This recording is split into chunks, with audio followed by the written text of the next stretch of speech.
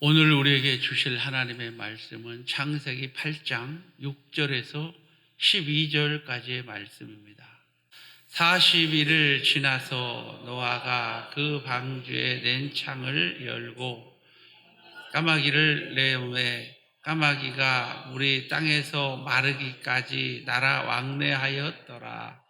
그가 또 비둘기를 내놓아 지면에서 물이 줄어들었는지를 알고자 하매 온 지면에 물이 있으므로 비둘기가 발 붙일 곳을 찾지 못하고 방주로 돌아와 그에게로 오는지라. 그가 손을 내밀어 방주 안 자기에게로 받아들이고 또 7일을 기다려 다시 비둘기를 방주에서 내놓음에 저녁에 비둘기가 그들에게로 돌아왔는데 그 입에 감람나무 잎사귀를 있는지라. 이에 노아가 땅이 물이 줄어든 줄을 알았으며 또 7일을 기다려 비둘기를 내놓음에 다시는 그에게로 돌아오지 아니하였더라. 아멘. 오늘은 까마귀와 비둘기라는 제목으로 함께 은혜를 나누고자 합니다.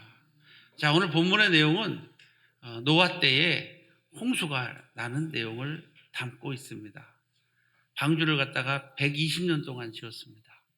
그리고 노아의 8식구가 방주 안으로 다 들어가고 또 하나님께서 부정한 짐승은 2쌍씩, 정결한 짐승은 7쌍씩 방주로 나오게 했습니다. 택함받은 것들이겠죠. 그들이 방주 안으로 자기들이 알아서 2쌍씩 7쌍씩 들어왔습니다. 그리고 문을 하나님께서 닫았습니다. 그 문을 닫은 후에 하늘의 창을 열고 땅이 샘을 열어서 엄청나게 많은 물들이 이 지구를 덮어버렸습니다. 여러분 이해가 돼요? 지구를 덮는다는 게 어마어마하게 많은 물들이 지구를 덮었어요. 지구를 덮었는데 이 노아의 홍수가 약 40주야 비가 내리고 150일 동안 물이 땅에 창이라고. 와, 150일 동안 이 지구를 물이 덮었으면요 살아남은 것이 있을까요, 없을까요? 성경은 이렇게 말합니다. 코로 숨쉬는 것은 다 죽었다. 정확하죠? 그럼 물고기들은 다 살았을까요, 죽었을까요? 물고기들은 포식한 줄로 있습니다. 아니, 물고기들 다 살았겠죠? 그래가지고 이제 노아 홍수를 다루고 있는데 노아 홍수 이후에 달라진 것들이 몇 개가 있더라고요. 노아 홍수 이후에 달라진 것은 창세기 1장 6절에서 7절에 보면 하나님께서 둘째 날 궁창을 만들었거든요. 하늘을 만든 게 아니라 궁창을 만들었는데 궁창은 물을 말하는 거예요. 이 창세기 1장 6절에 보니까 하나님께서 둘째 날 궁창을 물과 물로 나누사 위에물과 아랫물로 나눴다. 이렇게 표현되어 있어요. 위에가 뭐가 있고 물이 있고 아래에 또 뭐가 있다? 물과 물로 나누고 이 물과 물 사이를 갖다가 하늘이라고 말씀하시면서 이 하늘에는 새가 나르라. 그러니까 물이 있고 또 물이 있고 그 다음 뭐가 있다고요? 새가 나르라. 이렇게 표현되고 있다는 거죠. 근데 이 위에 있는 물들이 땅으로 다 쏟아져 내려버린 거예요. 그럼 위에 있는 물들은 무슨 역할을 했느냐? 지구를 따뜻하게 데워주는 역할. 또 태양에서부터 오는 유해의 어떤 빛을 갖다가 뭐 해주는 역할? 차단해주는 역할. 또 지구가 따뜻하게 데워진 것을 식지 않게 해주는 역할. 그리고 또 어떤 역할을 할까요? 여러분 보일러 알죠? 보일러 물이 돌아가는 거 알아요? 바닥에. 그럼 한쪽에 물을 갖다가 끓이면 물이 스스로 돌죠. 위로 올라가요. 끓으면. 그래서 물이 돌잖아요. 그래서 아랫목부터 옥물까지 다 따뜻해지잖아요. 물이 계속 돌죠. 옛날에 연탄 보일러 생각나요? 연탄 보일러 이렇게 딱 놓으면은 물이 자기가 알아서 불만 도는데도 돌아요. 막 부글부글 끓면서 돌죠. 도는 역할을 한단 말이에요. 그래서 이것들이 있음으로 말미암아 어떤 역할을 했냐면 지구를 항상 같은 온도를 유지해줬다. 겨울과 여름이 없었다는 거예요. 뭐가 없었다고요? 겨울과 여름이 없었다는 거예요. 추위와 더위가 없었다는 거예요. 그리고 방과 낫이 있었는데 정확지가 않았다는 거죠. 그 물 자체가 빛을 또 어느 정도 운반을 하기 때문에, 그죠? 낮과 밤이 뚜렷지가 않았다는 것을 우리가 알 수가 있어요. 그것에 대한 말씀으로 우리 8장 22절을 한번 같이 읽어볼까요? 자, 8장 22절. 땅에 있는 동안에는 심음과 거둠과 추위와 더위와 여름과 겨울과 밤과 낮이 쉬지. 이게 무슨 말이에요? 노아 홍수가 끝난 다음에 하나님께서 하시는 말씀이 땅에 있는 동안에는 심음과 거둠과 추위와 더위와 여름과 겨울과 낮과 밤이 쉬지? 그 전에 했어야지 왜 지금 말을 하냐? 노아 홍수 이후에 바뀐 거예요, 이게. 그러니까 그 전에는 심음과 거둠이 없었다는 거예요. 안 심어도 알아서 열매가 주렁주렁 난다는 거예요.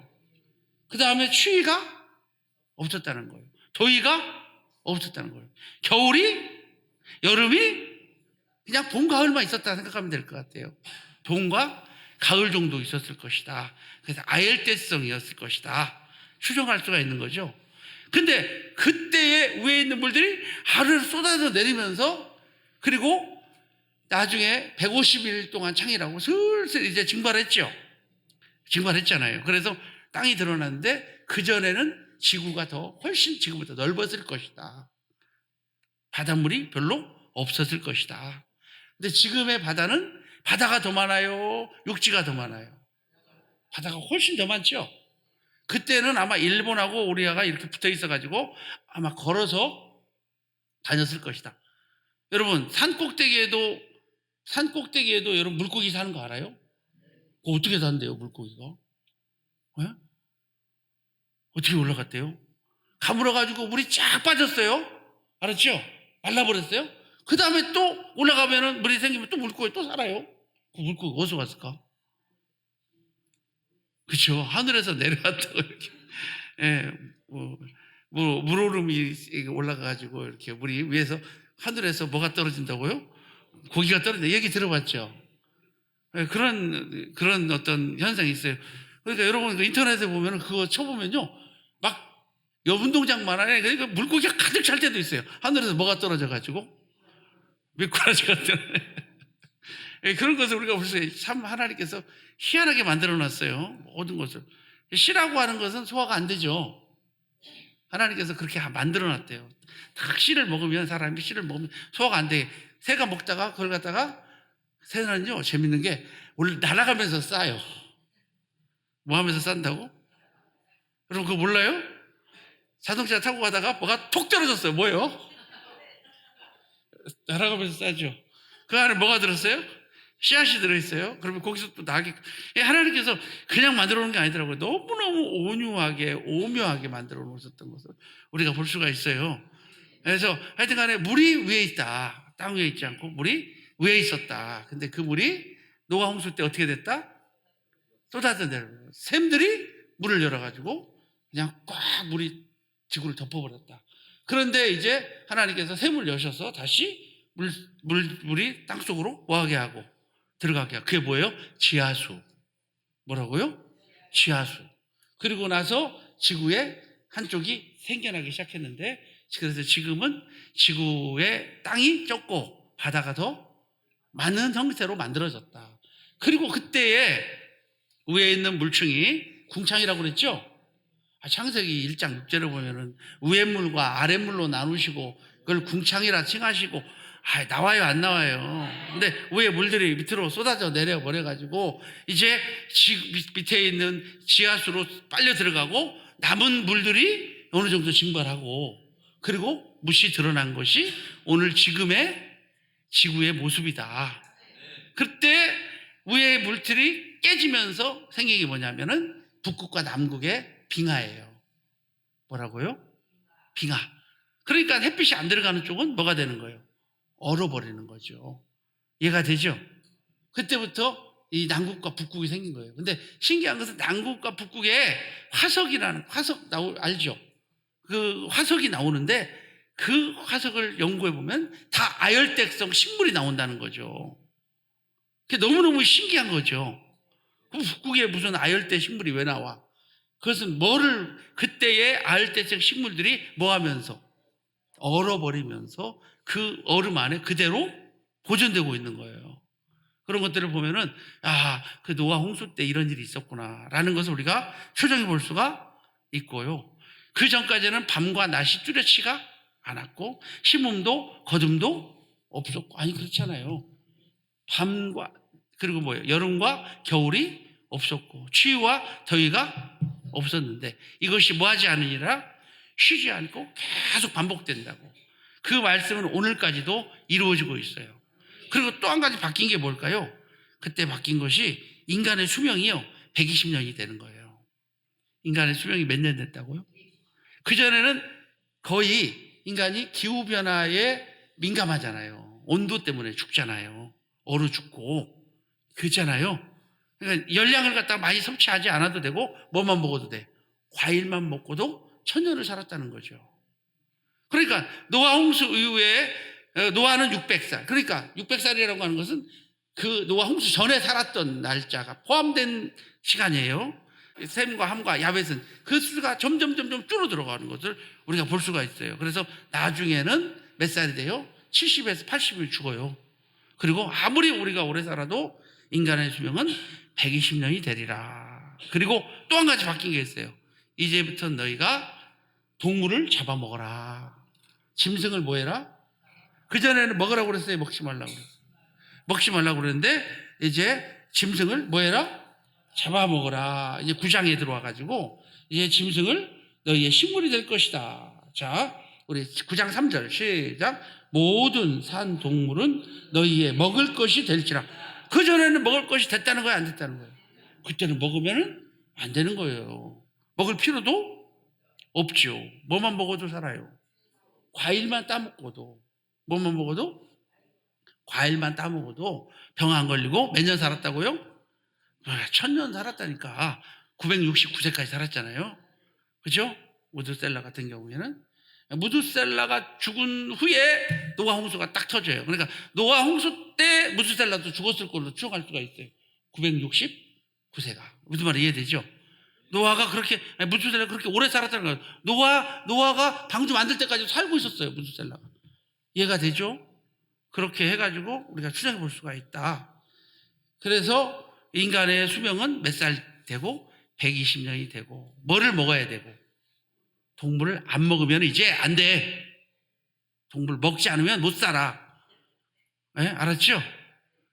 그 단백질을 꼭 먹어야 된다는 거예요. 그때부터 인간이 이렇게 돼버리고 말았다는 거죠.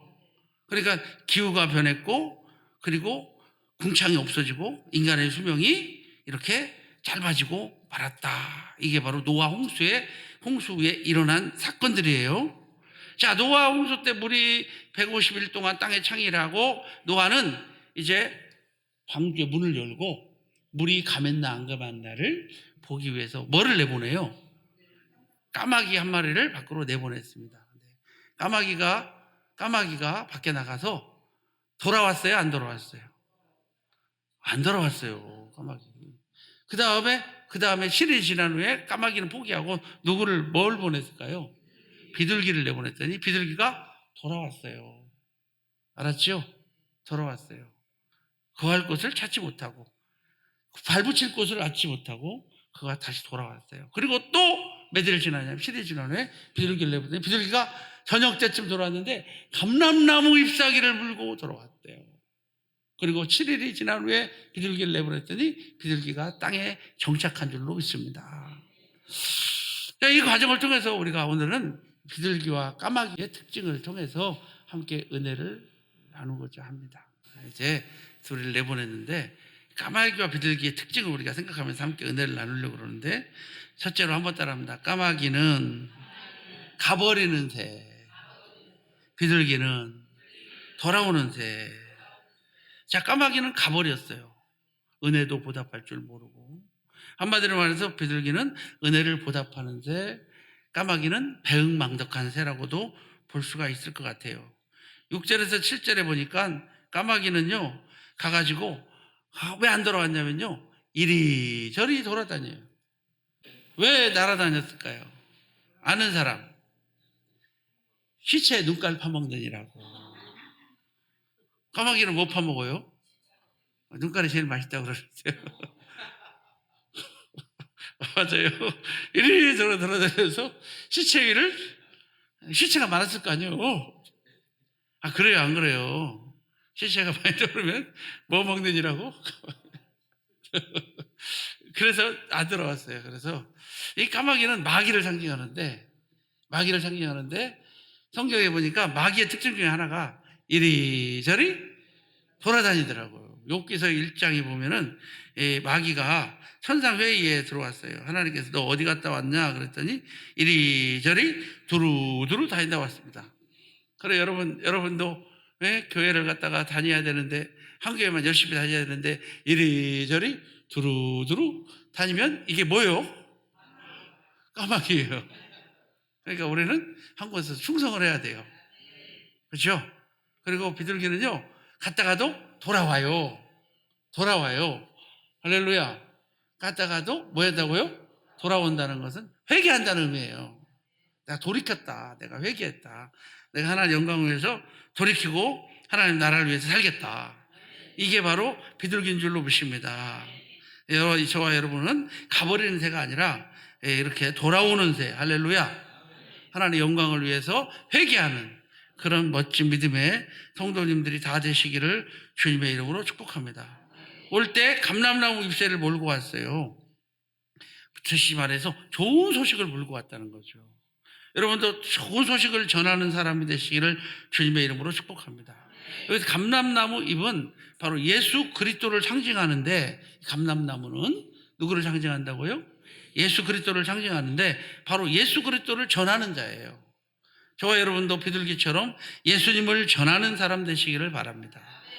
이사야서 52장 7절에 좋은 소식을 전하며 평화를 공포하며 복된 소식을 가져오며 구원을 공포하며 시온을 향하여 이르기를 내 하나님이 통치하신 자 하는 자의 산을 넘는 발이 어찌 그리 아름다운가.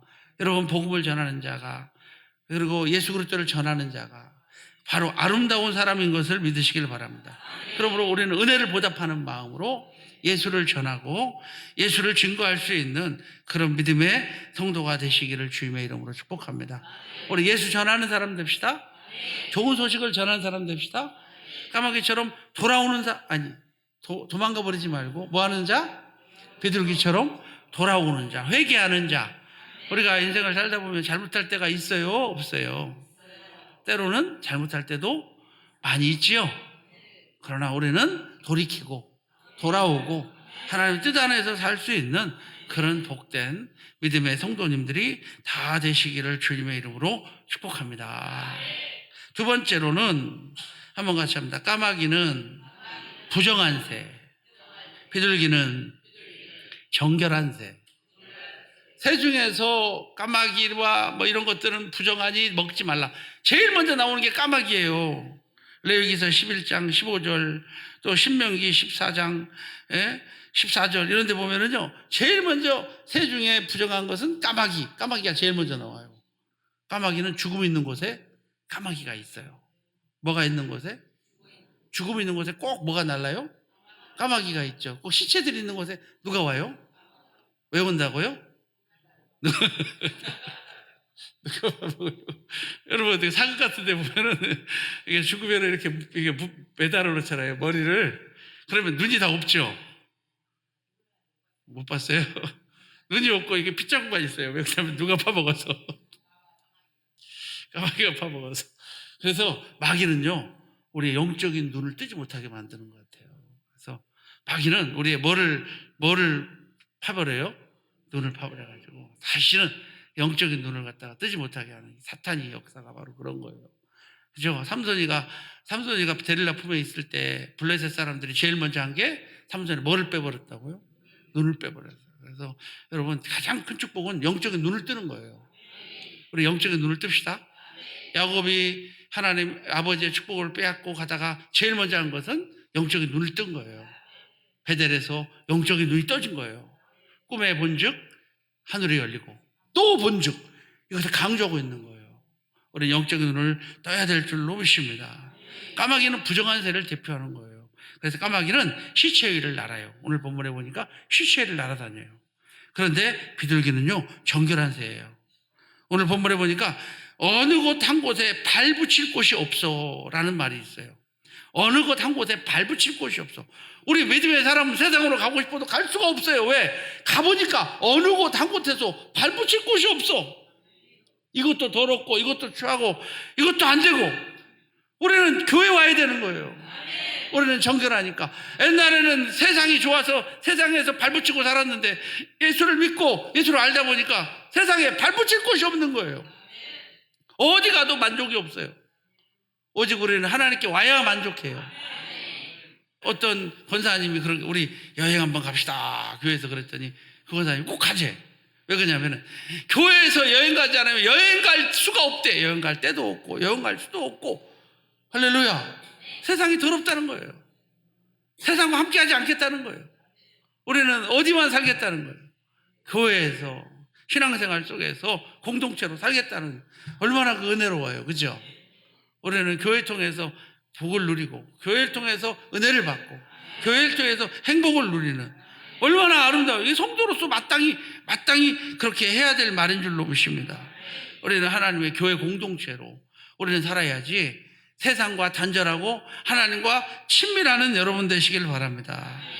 그렇습니다. 까마귀는 제물로 쓸 수가 없는 동물입니다. 그러나 비둘기는 제물로 써요. 정결한 제물로. 새 중에서는 유일하게 뭐가? 비둘기가 뭐예요? 제물이 되는 새예요. 할렐루야. 우리 비둘기 제물이 됐죠? 가장 많이 잡아서 쓰는 것이 비둘기예요. 그죠? 소나 염소나 양이나 비싸잖아요. 서민들은 못하잖아요. 비둘기는 누구도, 가난한 사람도. 그죠? 염소나 양은 길러야 되니까 돈이 많이 들어가잖아요. 그러나 비둘기는 뭐 하면 돼?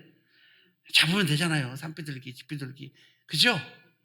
잘 도망도 안 가요. 걔네들은 잡기도 편해. 그래요, 안 그래요? 아니, 도망가, 안 도망가요, 그놈들? 그 살도 많이 쪄가지고 뒤뚱 걷고 가면 잡으려면 잡을 수 있잖아요. 그러니까 어떻게 보면은 가장 제물로 많이 쓰였던 것 중에 하나가 비둘기가 아니겠는가. 서민들이 많죠, 귀족보다. 서민들은 뭘로? 비둘기로 하나님 앞에 제물을 드렸어요. 이것처럼 제물이 되는 새, 우리는 하나님 앞에 제물로 쓰임받기를 주님의 이름으로 축복합니다. 한마디로 말해서 예배드리는 새라는 얘기예요. 예배드리는 새. 이렇게 오늘도 비둘기가 이렇게 많이 온 줄로 믿습니다. 알았죠? 우리 비둘기같이 하나님의 영광을 올려드리는 복된 믿음의 성도들이 되시기를 주님의 이름으로 축복합니다. 그리고 우리 비둘기처럼 날개를 접지 말고 창공을 나르는 비둘기같이 우리 한번 날아오릅시다.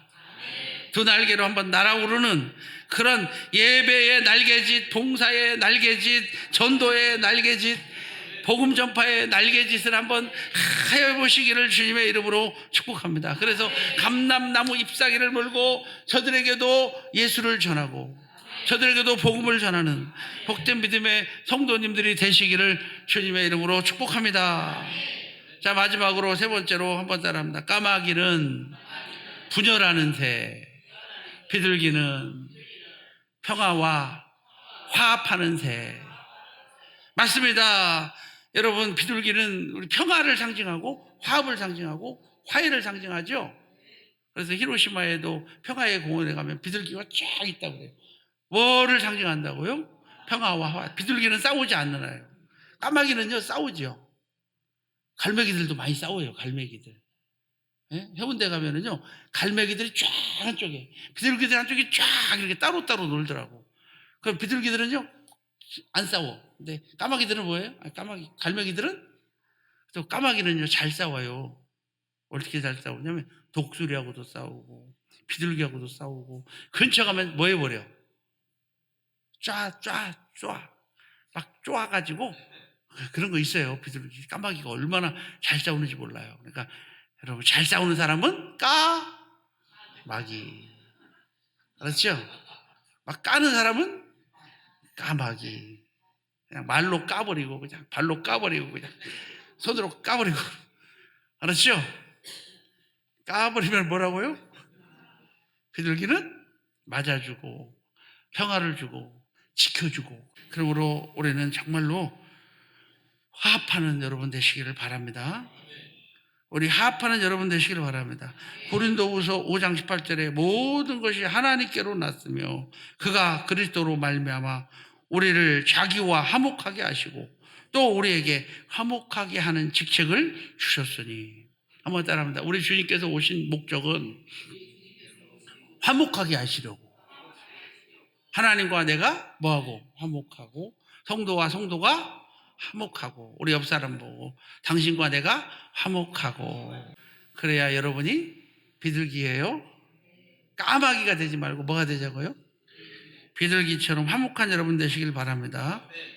할렐루야. 화목이라는 거예요. 에베소서 2장 15절에서 16절에 법조문으로 된 계명의 율법을 폐하셨으니 이는 둘로 자기 안에서 한 세 사람을 지어 화평하게 하시고 또 십자가로 이 둘을 한 몸으로 하나님과 화목하게 하려 하심이라.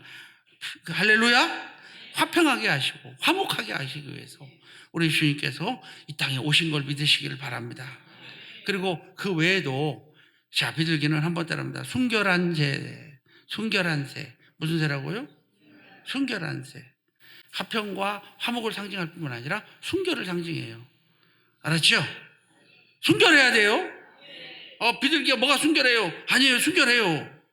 마태복음 10장 16절에 너희는 뱀같이 지혜롭고 비둘기같이 순결하라. 주님께서 인정했어요. 비둘기는 더럽지 않아요. 깨끗한. 성경에도 보니까 비둘기는 먹어도 되는 새예요. 다른 것들은 먹으면 안 되는 새라고 성경은 말하고 있어요. 또 비둘기는요, 최고 좋은 거는 성령을 상징하는 새예요. 야, 성령. 비둘기가 참 좋네요. 비둘기는 뭐를 상징한다고요? 성령을 상징한다. 성경에 보면은 마태복음 3장 16절에, 마가복음 10장 1장 10절에, 누가복음 3장 22절에, 요한복음 1장 32절에 보니까 다 비둘기는 성령을 상징하는데 비둘기 같은 성령이 쫙 예수님께 임한 줄로 믿습니다. 우리는 아무것도 할 수 없고 연약하지만 전도도 말로만 하지 제대로 못하고 성령께서 오시면 놀라운 변화가 일어날 줄로 믿습니다. 성령님 오시옵소서. 비둘기 같은 성령님 오시옵소서. 온유해지기를 원합니다. 전도하기를 원합니다. 충성하기를 원합니다. 봉사하기를 원합니다. 성령님 내게 오시옵소서. 비둘기 같은 성령이 임해야 우리가 온유해지고 전도하게 되며 화목하게 되고 우리 예수님처럼 겸손해지게 될 줄로 믿습니다. 여러분 비둘기 참 괜찮지요? 우리가 소에 대해서도 설교를 했었는데 소는 임자를 알고 기억나요? 소는 임자를 알고 제물이 되는 소. 소도 멋있지만 비둘기도 더 멋있는 것 같아. 여러분 비둘기같이 온유한 복된 믿음의 성도님들이 다 되어지기를 주님의 이름으로 축복합니다.